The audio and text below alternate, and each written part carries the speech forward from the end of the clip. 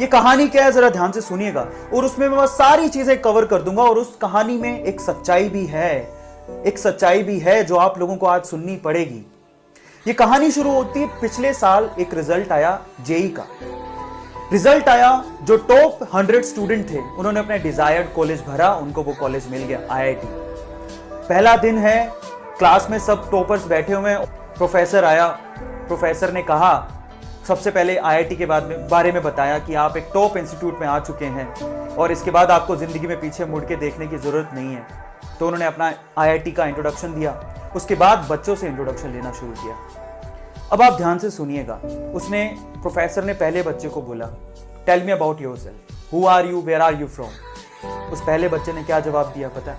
मैं यहाँ पर फिक्टिशियस हूं, मैं किसी का नाम नहीं लेने वाला ना। He was saying, sir my name is this, my all India rank is this and I am from this institute. ऐसे करके उसने, प्रोफेसर ने सबको पूछा क्लास में। ऑब्वियसली सब लोग किसी ना किसी कोचिंग सेंटर से पढ़ के आए हुए थे। ऐसे करते करते करते एक बच्चे का नंबर आया। उस बच्चे से पूछा प्रोफेसर ने, क्योंकि प्रोफेसर खुद फेड अप हो गया था, कोचिंग कोचिंग कोचिंग कोचिंग नाम सुनते सुनते। मैं इस कोचिंग से हूं, मैं उस कोचिंग से हूं। उस बच्चे को उसने नॉर्मली पूछा, क्या तुम भी किसी कोचिंग से हो क्या, इंट्रोड्यूस योरसेल्फ। तो बच्चा खड़ा हुआ। बच्चा कहता है, sir my name is this and I am from माँ बाप अकेडमी इंडिया।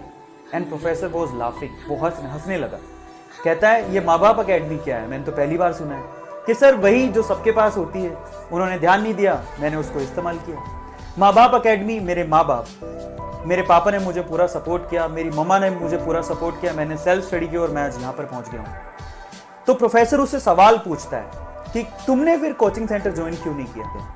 तो बच्चा जवाब देता है कि सर क्या हो जाता कोचिंग सेंटर ज्वाइन करके, वही ऑल इंडिया रैंक 1 है, जो वही लकड़ी की बेंच में इसी क्लास में बैठा है, और वही मैं हूँ 59th रैंक है सर, और मैं भी उसी क्लास में उसी लकड़ी की बेंच पे उसी आपके ही सामने बैठा हूँ सर। क्या फर्क?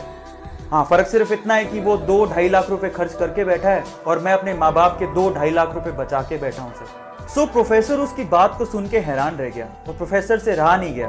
उसने फिर से एक सवाल पूछा उसी बच्चे से। कहता है, तुमने कभी तो ट्राई किया होगा इस कोचिंग इंस्टीट्यूट के लिए, कभी तो तुम गए होगे? तो उसने जवाब दिया, हाँ सर मैं गया था।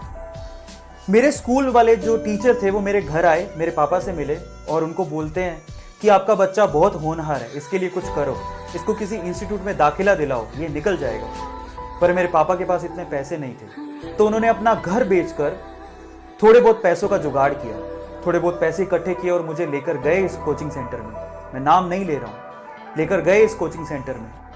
थोड़े बहुत पैसे साहूकार ने दिए थे, बाकी पैसे वो महीने भर बाद देने वाला था। मेरे पापा ने कहा कि 1 महीने बाद मैं आपको सारी फीस दे दूंगा, ये पैसे रखिए और मेरे बच्चे को एडमिशन दीजिए। और उन्होंने मना कर दिया। उन्होंने कहा कि पूरी फीस लेकर आइए तभी एडमिशन होगा, नहीं तो एडमिशन नहीं हो सकता। मेरे पापा और मैं उस इंस्टीट्यूट से बाहर आ गए और मेरे पापा की जो हालत थी उसको देख के मुझे ऐसा लगा कि शायद कुछ गलत हो रहा है। मैंने ही अपने पापा से कहा कि पापा रहने दो, कोई फर्क नहीं पड़ता है, मेहनत करूंगा खुद से, ट्राई करता हूं खुद से, हो गया तो ठीक है, नहीं तो खेत तो है ही ना पापा, अपन जोतेंगे, आईआईटी से कम थोड़े ही हैं। सो ये बात कहकर हम दोनों घर पे चले गए। मेरे पापा ने मुझे बहुत मेहनत करवाई, जो बुक मैंने मांगी वो मुझे दी, मेरी मम्मा ने मुझे घर का खाना खिलाया, मैं घर पे ही रहा, अपने कॉन्सेप्ट क्लियर किए, मैंने दिन रात पढ़ाई की अपने पापा के सपने के लिए, और आज मैं यहाँ हूँ। What he was saying is, मैंने सेल्फ स्टडी की, मैंने मेहनत की, और आज मैं उस क्लास में बैठा हूँ जहाँ ऑल इंडिया रैंक 1 भी बैठा हुआ है।